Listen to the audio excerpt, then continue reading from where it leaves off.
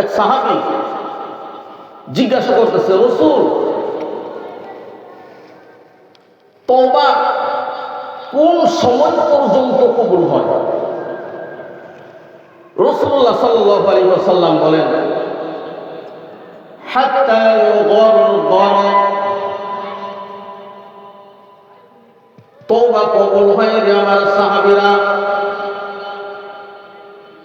মৃত্যুর পূর্ব মুহূর্তে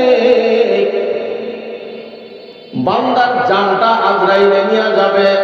আজরাইলকে এখন পর্যন্ত দেখতে পারে নাই, কিন্তু গলার মধ্যে গড়গড় গড়গড় শব্দ শুরু হয়ে গেছে। এই সময়টার পূর্বেও যদি কোনো বান্দা তওবা করে, আমার আল্লাহ ও সাহাবীরা রে, আমার আল্লাহ ওই বান্দাটার তওবা কবুল করে নেবেন। সুবহানাল্লাহ। এই জন্য আমি আমার জিন্দেগির দিকে একটু চাই। আমার জীবনে কতই না গুনাহ করছি রে ভাই, গুনার কোনো শেষ নাই। জিন্দেগির যেই দিকে চাই সেই দিকেই গুনাহ, যেই দিকে চাই সেই দিকেই গুনাহ। মনটা নরম করে আজকের এই মাহফিলের দিনে বুজুর্গ হযরত উলামায়ে কেরাম আসবেন। মাহফিলের শেষে সুন্দর করে একটা দোয়া হবে।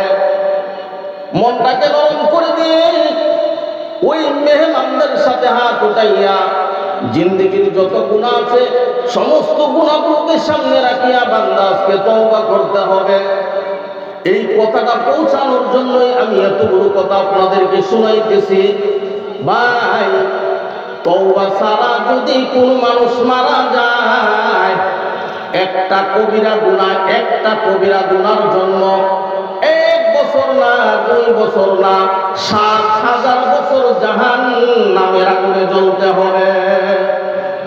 ভাই, জীবনের শুরু থেকে শেষ পর্যন্ত জীবনে কত হাজার হাজার কবিরা গুনাহ হয়েছে জানা নাই। আমার আল্লাহ কোরআনে কারীমে বলেন, ওয়া কুল্লা শাইইন আহসাইনাহু কিতাবা। প্রত্যেকটা মানুষের একটা খাতা আছে, কিরামান কাতিবিন ওই খাতা নিয়ে উপস্থিত। প্রত্যেকটা মানুষের নেকগুলো লেখা হয়, বদগুলো লেখা হয়। কাল কিয়ামতের ময়দানে হাদিসে কুদসিতে আমার আল্লাহ রাব্বুল আলামিন বলেন, একটা বান্দাকে আমার আল্লাহ ডাক দিবেন, ডাক দিয়া বলবেন, বান্দারে তোর জীবনের এই যে 99টা আমলের দপ্তর, প্রত্যেকটা দপ্তরের মধ্যে এক একটা করে নিবন্ধন থাকবে। আর নিবন্ধনটা এত লম্বা হবে, এত লম্বা হবে, এত লম্বা হবে, 2টা চোখের পাওয়া যতটুক দূর পর্যন্ত যায় অতটুক দূর পর্যন্ত একটা খাতা হবে। আমার আল্লাহ ওই গুনাহগার বান্দাটাকে ডাক দিয়া বলবেন, বান্দা এই যে আমলনামাটা তোর সামনে পেশ করলাম, বান্দারে এই আমলনামার মধ্যে যা কিছু লেখা হয়েছে, বান্দারে তোর অস্বীকার করার মতন কিছু আছে কিনা, এমন কিছু লেখা হয়েছে কিনা যে খাতার মধ্যে লেখা হয়েছে কিন্তু তুই দুনিয়ার জীবনে করস নাই। আমার আল্লাহ ওই মানুষটাকে জিজ্ঞাসা করবেন, তখন ওই মানুষটা বলবে, আল্লাহ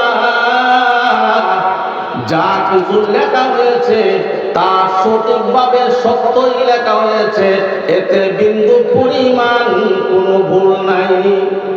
বান্দারে, বান্দা তোর এমন একটা আমল নাই, একটা আমল না, 99টা আমলের দপ্তর, প্রত্যেকটা আমল নামার মধ্যে এইভাবে লেখা আছে। অস্বীকার করার কোনো সুযোগ আছে কিনা? বান্দারা ডাক দিয়ে বলবেন, আল্লাহ আজকের এই দিনে যা আপনি দেখাইতেছেন আর যা দেখার নাই সবগুলো সত্যি, অস্বীকার করার কোনো সুযোগ নাই। তখন আমার আল্লাহ বলবেন, গুনাহগার বান্দা, জীবনে গুনাহ যা করেছিস সব তো গুনাহ দেখা যায় বেশি, নেক আমল নাই, একটা মাত্র নেক আমল। কয়টা ভাই? আরো জোরে, জোরসে বলুন, জোর হলো না। জীবনে শুধু নেক আমল একটা। তখন আমার আল্লাহ বলবেন, ফেরেশতা রে, একটা নেক আমলের ছোট্ট একটা টুকরা, এই টুকরাটা এনে দিবেন। দেখ বান্দা, তোর জীবনে এই যে একটা শুধু ছোট্ট একটা আমলের টুকরা, নেক আমলের টুকরা, আর কোনো টুকরা নাই, আর কোনো নেক আমল নাই বান্দারে। আর যা আছে সব শুধু তোর গুনাহ। এখন যদি আমি আল্লাহ ইচ্ছা করি তোকে জাহান্নামে দেওয়ার জন্য, আমি পারি কিনা? গুনাহগার বান্দাটা বলবে, আল্লাহ তুমি যদি জাহান্নামে দাও তাহলে জাহান্নামে যাইতেই হবে, কোনো পথ নাই। তখন আমার আল্লাহ দয়া করবেন, মায়া করবেন, ওই বান্দাটাকে বলবেন, বান্দা রে আয় মিজানের পাল্লায়, আয় রে বান্দা, আয় মিজানের পাল্লার সামনে আয়। আমার আল্লাহ রাব্বুল আলামিন 99 দপ্তর আমলনামাটা মিজানের পাল্লায় এক সাইডে দিবেন, একটা পাল্লাতে দিবেন, আর একটা নেক আমল এইটা এক পাল্লায় দিবেন। সাথে সাথে এক টুকরা নেক আমল, তার এই নেক আমলের পাল্লাটা ভারী হয়ে যাবে। জুড়ে কন্যা সুবহানাল্লাহ। বান্দাটা ময়দান হয়ে যাবে, আল্লাহ জীবনে তো কোনো নেক আমল করতে পারি নাই, সব গুনাহ করে ফেলছি, তাহলে একটা নেক আমল এইটা কিভাবে এত ভারী হইল? তখন আমার আল্লাহ বলবেন কিয়ামতের ময়দানে, বান্দারে একটা নেক তুই করেছিলি, একটা নেকি তুই করেছিলি, কিন্তু দুনিয়ার কোনো মানুষকে দেখানোর জন্য করস নাই, দুনিয়ার কোনো মানুষে দেখানোর জন্য, শোনানোর জন্য, জুস নেওয়ার জন্য করস নাই। বান্দা একমাত্র আমি আল্লাহকে রাজি খুশি করার জন্য করেছিস। এই আমলটার মধ্যে কোনো শিরক নাই, এই আমলটার মধ্যে কোনো লোক দেখানো নাই। এই জন্য আমি আল্লাহ রাব্বুল আলামিন তোর এই নেকটাকে এই পরিমাণ বাড়ি করে দিয়ে আজকে তোকে জান্নাতি বানায়া দিলাম। ভাইয়ারা আমার, জীবনে একটা তওবা যদি খালেস নিয়তে তওবা হয়, একটা তওবা বেশি না। আল্লাহ গো, জীবনে যত গুনাহ করেছি আল্লাহ সব গুনাহ তুমি মাফ করে দাও। আল্লাহ জীবনের অনেক গুনাহ এমন আছে যে গুনাহগুলো জানি ওইগুলি তুমি মাফ করে দাও। জীবনে এমন অনেক গুনাহ আছে, গুনাহ করেছি কিন্তু মনে নাই। আল্লাহ গো, ওই ভুলে যাওয়া গুনাহগুলো তুমি মেহেরবানি করে মাফ করে দাও। আল্লাহ তাআলার কাছে তওবা করতে হবে বান্দা। আল্লাহ দুনিয়ার যেই যেই জায়গাগুলোতে গুনাহ করেছি সমস্ত জায়গাগুলোর কথা মনে নাই। এমন জায়গাও গুনাহ করেছি, কিছু জায়গার কথা মনে আছে আর কিছু জায়গার কথা মনে নাই। জীবনের সব জায়গার গুনাহগুলো তুমি মেহেরবানি করে মাফ করে দাও। ভাইয়ারা আমার, একটা কবিরা গুনাহ নিয়ে যদি কেউ আখিরাতের ময়দানে পাড়ি দেয়, তাহলে একটা গুনাহের কারণে কিন্তু ৭,০০০ বছর জাহান্নামের আগুন।